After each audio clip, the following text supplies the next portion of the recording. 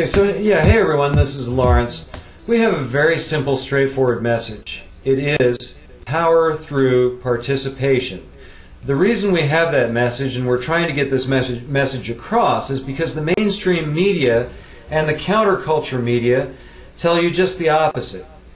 Basically, we have a government that is set up, according to the Constitution, it is set up for us to be self-governing. If we get involved, if we decide not to be involved and we decide to reject government, then that whole self-governing, that just goes right out the window. And we've seen that. We see what happens when people do not participate. In the last election, we had 43% turnout.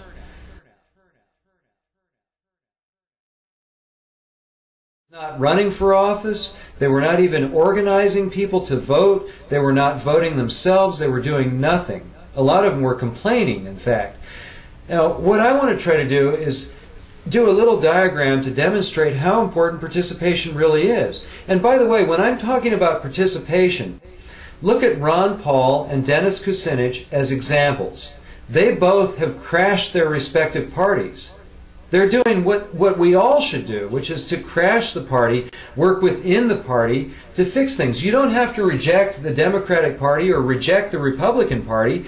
We can actually fix the system even within the two parties, not to mention the fact that now we have a lot of independents who are doing a big push to try to get an independent movement going. So there are a lot of ways that we can participate and get involved in our government and be self-governing according to the Constitution, because right now too many people are dying for us to just sit around and watch videos on YouTube and do nothing about it.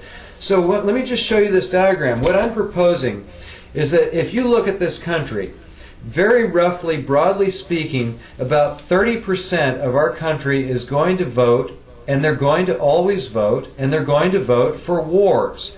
And so I'm going to show you a diagram with 10 stick figures. Now we're going to circle 3 of them as being people. Let's just say, I'm not going to say any particular party. Let's just say 30% are going to vote for war. Now guess what, though? 50% are not going to vote at all. So that's right there. 50% are not going to vote at all. Now this 30% over here that's going to vote for the war, they're going to still vote no matter what. What does that leave? If you want to look at why we're in Iraq and why people are dying right now, it's because of this equation right here. 50% do not vote at all, 30% are going to vote for war, and that leaves 20%, a little feeble 20% there, trying to vote against this 30%, trying to vote against wars. Regardless of what party they're voting in, they're voting against this 30%. And there are not enough of them to defeat the people who want the wars. That's why we're in Iraq right now.